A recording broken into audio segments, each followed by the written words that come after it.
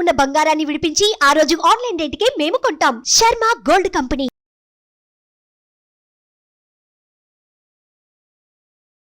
నమస్తే, welcome to Suman TV. నేను మీ యామ్ని. ప్రస్తుతం మనతో ఉన్నారు ప్రముఖ ఆధ్యాత్మికవేత్త, జ్యోతిష వాస్తు నిపుణులు డాక్టర్ గుండపూడి శివ సుధీర్ శర్మ గారు ఉన్నారు. గురుగారు, మన గురుగారితో మాట్లాడదాం. నమస్తే అండి గురుగారు. శ్రీమాత్రే నమః, శ్రీ గురుభ్యో నమః. గురుగారు, ఇప్పుడు అమావాస్య అంటే మామూలుగా అందరూ భయపడుతూ ఉంటారు, కానీ ఇప్పుడు దానికి సంబంధించి ఆదివారం కూడా వచ్చింది అమావాస్య. అసలు ఆ రోజు ఎలాంటి రెమెడీస్ చేస్తే మంచిది, ఏ విధంగా ఉండాలండి?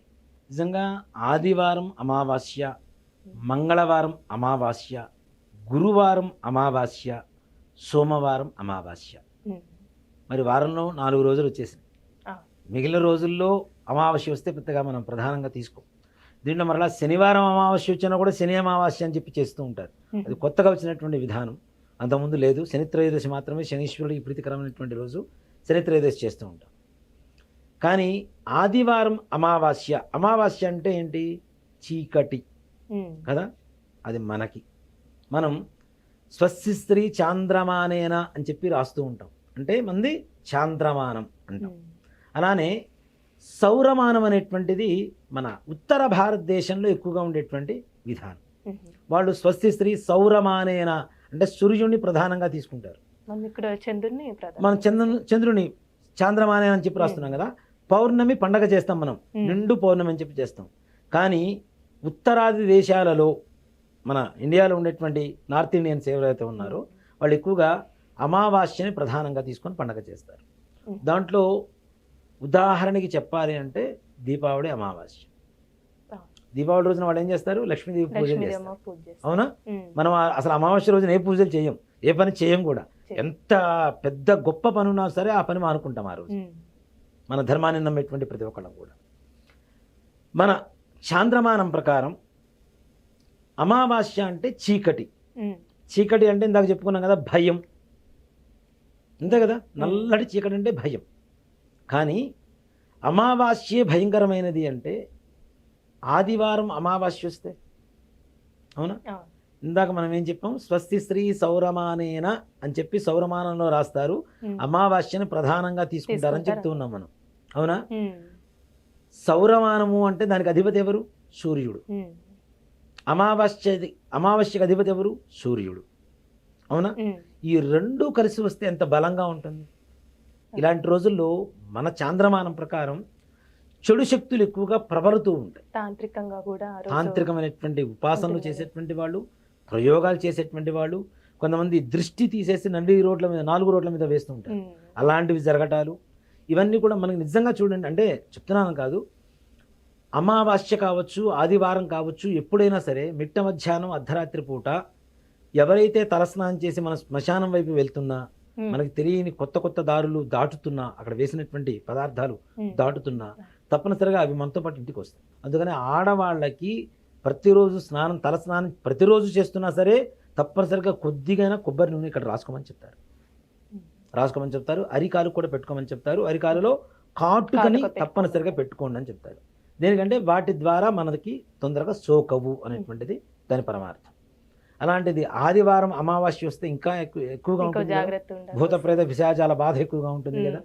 ప్రయోగాలు చేయొచ్చు శత్రువు మీద. అంటే చేస్తే అవి ఉపయోగపడతాయా లేదా అంటే, నిజంగా ఎదురు వాళ్ళకి మంచి చేయాలనుకున్న వాడు ప్రయోగాలు చేయడు తప్పనిసరిగా. అంతే కదా. చెడు బుద్ధితో ఉన్న వాళ్ళకే, ఇందాక చెప్పుకున్నాం కదా, చెడు ఎక్కువగా ప్రబలేటువంటి రోజు కాబట్టి. ఈ చెడు అంటే ఏంటి? నిజంగా చెప్పాలి అంటే మానవ రూపంలో మన చుట్టూ తిరగాల్సిన పని లేదు. నాకు ఒక ఆరా ఉంటుంది, గుడ్ ఆర్ బ్యాడ్, మంచి చెడు ఏదైనా ఉండొచ్చు. ఆ ఆరా పెరగడం తరగడమే అమావాస్యకు ఉండేటువంటి లక్షణం. చెడు అయితే చెడు పెరుగుతూ ఉంటుంది, మంచి అయితే మంచి పెరుగుతూ. అవునా? కానీ ఎంతమంది చుట్టూ మంచి ఉంది అని చెప్పాలి. ఇక్కడ మనసులో ఉండేటువంటి ఆలోచనలు బట్టే మనకు ఉండేటువంటి వాతావరణం కూడా క్రియేట్ అవుతూ ఉంటుంది, సృష్టింపబడుతుంది మన చుట్టూ కదా. కాబట్టి చెడు ఎక్కువగా పెరుగుతూ ఉంది, శత్రువులు పెరుగుతూ ఉన్నారు. శత్రువులు మన పేరుతో ఎవరేం చేస్తున్నారో తెలియట్లేదు. ఈ మధ్య వచ్చిన గ్రంథాలు, పుస్తకాలు ఆధారంగా తీసుకొని కొత్తగా ప్రయోగాలు చేసేటువంటి తాంత్రికులు, మాంత్రికులు కూడా రెడీ అవుతున్నారు చాలామంది. అవి వికటించేటువంటి ప్రమాదం చాలా ఉంటుంది. ఇప్పుడు ఒక విషయం తెలుసుకోకుండా సంపూర్ణంగా ఎంబీబీఎస్ చేయకుండా లేదా పీజీ చేయకుండా ఆపరేషన్ చేయగలుగుతారా? చేయలేరు. చేయకుండా చేస్తే ఏమవుతుంది? రిజల్ట్ అవతల వాడి వేరేలా ప్రాణాలతో ఉంటుంది. ఆడుకోవటమే కదా. ఉమ్. కానీ ఎంబీబీఎస్ చదవకుండా ఆపరేషన్ చేస్తే ఎదుటి వాడి ప్రాణాలతో ఆడుకుంటున్నారు. కానీ ఇక్కడ అలా కాదు, మన ప్రాణంతో మనమే ఆడుకోవటం. ఆ. విషయం తెలియకుండా మనం చేస్తే మన మీదకే వస్తూ ఉంటాయి అవి. ఉమ్. అలాంటి వాటికి దూరంగా ఉండమనే చెప్తాం. అలాంటివి కూడా ఎక్కువగా సత్ఫలితాన్ని, దుష్టులకు సత్ఫలితాన్ని ఇచ్చేటువంటి రోజే అమావాస్య కదా. ఉమ్. రాత్రిపూట మనకేంటి దృష్టి అంటే ఎప్పుడు 365 రోజులు ఏదో రకమైనటువంటి అనారోగ్య సమస్యలు వస్తూ ఉంటాయి. అంతేకాకుండా ఎక్కడ కూర్చున్న ఆవలింతలు వస్తూ ఉంటాయి, బద్ధకం వస్తూ ఉంటుంది, విద్యార్థులు సరిగా చదవలేకపోవటం, మందగుడిగా ఉండడం, చదివింది పరీక్షా సమయంలో మర్చిపోవడం, ఇవన్నీ కూడా దృష్టి దోషాల వల్ల కూడా ఎక్కువగా సోకుతూ ఉంటాయి. అలానే పిల్లలకు కూడా పిల్లలకు, చిన్న పిల్లలకి ఇవన్నీ ఏం చేస్తారు, వీళ్ళు గుమ్మడికాయ ఇవన్నీ కూడా తీసేసి 4 రోడ్ల సెంటర్లో పడేస్తారు. అవి మనకు తెలియకుండా వాహనం ద్వారా దాటొచ్చు, నడక ద్వారా దాటొచ్చు, ఏ విధంగా సరే వాటిని దాటుతూ ఉంటే అవి కూడా మనతో ఇంటికి వస్తూ ఉంటాయి. అవునా. కాబట్టి ఇత్యాదివన్నీ కూడా చాలా జాగ్రత్తగా ఉండవలసినటువంటి సమయం. ఇప్పుడు ఒకప్పుడు కాలనీ ఏంటంటే ఒక రోడ్డుకి ఒక రోడ్డుకి లింక్ ఉంటుంది, కానీ 4 రోడ్ల కూడలు తక్కువగా ఉండేవి. అక్కడ మాత్రమే వేసేవాళ్ళు, అక్కడ ఒక్క చోట జాగ్రత్తగా ఉండి వెళ్ళిపోతే సరిపోయేది. ఇప్పుడు కాలనీలో ఎక్కడ చూసినా 4 రోడ్ల సెంటర్ వస్తుంది, కూడలు వస్తుంది, ఎక్కడ పడితే అక్కడే పడేస్తున్నారు వీళ్ళు. అవన్నీ కూడా చాలా జాగ్రత్తగా ఉండవలసినటువంటి అవసరం ఉంది. మరి వీటి అన్నిటి నుంచి కూడా విముక్తి పొందాలంటే ఏం చేయాలి? దైవతారాధన.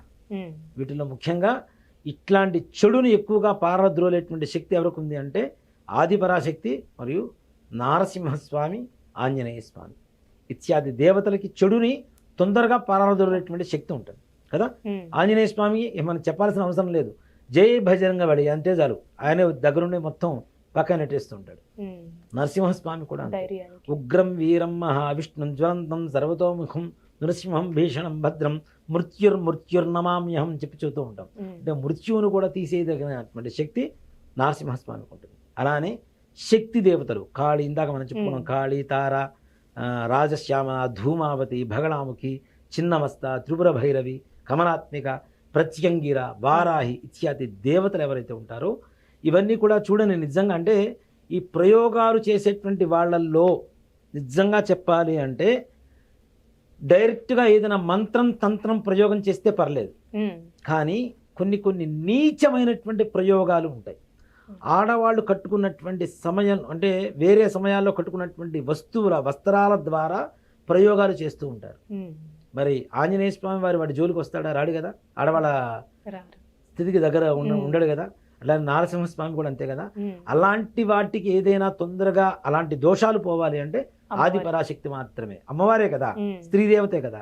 కాబట్టి ఆవిడ శక్తి ఆదిపరాశక్తిగా ఉద్భవించింది. కాబట్టి ఆదిపరాశక్తికి పూజ చేయడం అనేది, లేదా నిజంగా అమావాస్య రోజున ఏదైనా శక్తి దేవాలయానికి వెళ్ళి నిమ్మకాయలు దీపాలు పెడుతూ ఉంటాం మనం. అలా నిమ్మకాయ దీపం కానీ బూడిద గుమ్మడికాయ ఉంటుంది, ఈ బూడిద గుమ్మడికాయనికి సగాన్ని కోసేసి దాంట్లో ఉండేటువంటి గుజ్జంతా తీసి లోపలంతా పసుపు పూసి చక్కగా బొట్లు పెట్టేసి దాంట్లో పెద్ద అఖండం ఒత్తి అని చెప్పి మనకి అఖండానికి పెద్ద ఒత్తులు అమ్ముతుంటారు, పెద్ద ఒత్తి వేసి నువ్వుల నూనె పోసి ఒక ప్లేటు, పేపర్ ప్లేట్ కావచ్చు, విస్తరి కావచ్చు, ఏదైనా తీసుకొని దాంట్లో ఉప్పు పోసి ఈ గుమ్మడికాయ 2 ముక్కలు కూడా దాంట్లో పెట్టేసి ఉప్పు మీద పెట్టి దీపారాధన వెలిగించి, శక్తి దేవాలయం అంటే కాలభైరవుడు తప్పనిసరిగా ఉంటాడు కాబట్టి కాలభైరవుడికి మినప వడలు అంటాం, గారెలు అంటాం కదా, గారెలు నివేదన చేయడం ద్వారా భూత ప్రేత పిశాచ బాధలు, అనారోగ్య బాధలు, పిల్లలు మొండితనంగా ఉన్నటువంటి వాళ్ళు మాట వినడం, సద్బుద్ధి కలగడం, దుర్వ్యసనా నుంచి దూరం అవ్వటం, మంచి స్నేహాలు కలిగి ఉండటం, ఇవన్నీ కూడాను అమ్మవారి అనుగ్రహం చేత అమావాస్య రోజున కనుక ఈ గుమ్మడికాయ కూష్మాండ దీపం అంటారు దీన్ని, ఈ కూష్మాండ దీపం ద్వారా తప్పనిసరిగా మంచి ఫలితాన్ని పొందవచ్చు. అంటే దీపం అనేది పూజా మందిరంలో పెట్టాలండి. పూజ అంటే దేవాలయానికి వెళ్ళి పెట్టడం అనేది చాలా విశేషం. దేవాలయాలు దూరంగా ఉన్నాయి, కాలభైరవుడు మాకు ఎక్కడ దొరకట్లేదు అనుకునేటువంటి సమయంలో కనీసం ఇంట్లో అయినా సరే సంధ్యా సమయంలో, సాయంకాల సమయంలో ఈ దీపం పెట్టి ఆ వడలు కాలభైరవుడికి నివేదన పెట్టి చక్కగా ప్రసాదంగా స్వీకరించండి, అమ్మవారికి అర్చన చేయించండి. ఆదిపరాశక్తి అనుగ్రహం, కాలభైరవుడు అంటే సాక్షాత్ పరమేశ్వరుడే కదా, పార్వతీ పరమేశ్వరుడు అనుగ్రహం కలుగుతుంది. ఈ అమావాస్య రోజు వచ్చేటువంటి విపత్తుల నుంచి బయటపడవచ్చు తప్పనిసరిగా ఈ విధంగా పూజ చేయడం ద్వారా. ఆదివారం అమావాస్య వస్తుంది అంటే నిజంగా నేను చెప్తున్నాను, 1-2 సార్లు 4 రోడ్ల కూడలి సాయంత్రం దాటిన తర్వాత దాటాలి అంటే 1-2 సార్లు చూసుకొని పక్క నుంచి వెళ్ళండి. ఇవి చాలా మంది ఉట్టి ట్రాష్ వీటి వల్ల ఏం జరగదని చెప్పి చదువుతారు. నేను కొన్ని వేల మందిని చూపిస్తాను. నేను అలా నష్టపోయినటువంటి వాళ్ళని కొన్ని వేల మందిని చూపిస్తా. అలా దాటడం ద్వారా ఫీవర్ వస్తుంది, డాక్టర్ దగ్గరికి వెళ్తే మెడిసిన్స్ ఇస్తూనే ఉంటాడు, అన్ని నార్మల్ ఉంటాయి, ఏమీ ఉండవు. కేవలం ఇలాంటివి మాత్రమే జరుగుతుంటాయి. మరి మనకు తగిలితే మనం ఎలా తీసేయాలి? ఇలాంటివి నిజంగా ఒకళ్ళు తీసివేసినటువంటివి దాటడం వల్ల మనకు వచ్చినటువంటి నష్టాన్ని, దాని ద్వారా వచ్చేటువంటి కష్టాన్ని మనం అనుభవిస్తున్నాం. కాబట్టి అలాంటి కష్టం నష్టం మన ద్వారా వేరే వాళ్ళకి రాకూడదు కదా, రాకూడదు. కాబట్టి మనం కూడా తప్పనిసరిగా ఎవరైతే దృష్టి తీసేయాలి ఎవరికైతే అనుకుంటున్నామో వారిని ఒక గడప మీద రాత్రి 9 గంటలు దాటిన తర్వాత మన ముఖద్వారం ఏదైతే ఉంటుందో ముఖద్వారానికి బయటికి చూస్తున్నట్టుగా వాళ్ళని కూర్చోబెట్టి, అంటే ఇప్పుడు చిన్నపిల్లలైనా ఎవరైనా, చిన్నపిల్లలు కూర్చోలేరు, తల్లి ఒళ్ళో పెట్టుకోవచ్చు. కూర్చోబెట్టి ముందు కొబ్బరికాయ, నిమ్మకాయలు, బొగ్గులు, ఎర్ర అన్నం, ఎండు మిరపకాయ, తర్వాత గుమ్మడికాయ, ఈ 6 వస్తువులు కూడా తీసుకొని మొట్టమొదటిగా ఒక గుమ్మడికాయ తీసుకుంటాం, 3 సార్లు తిప్పేసి క్లాక్ వైజ్, 3 సార్లు యాంటీ క్లాక్ వైజ్ అపసవ్యాన్ని తిప్పేసి పక్కన పెట్టేసుకోవాలి. తర్వాత మళ్ళీ కొబ్బరికాయ తీసుకుంటాం, same as 3 times clock wise, 3 times anti clock wise తీసేసి తుడిచేసి పక్కన పెట్టేసుకుంటాం. ఈ వస్తువులన్నీ కూడా పక్కన పెట్టేసుకొని ఒక కవర్లో పెట్టుకొని ఏదైనా పారే నీళ్లలో వేయండి, లేదా 4 రోడ్ల సెంటర్లో కాకుండా ఒక కార్నర్కి పెట్టేసి రండి.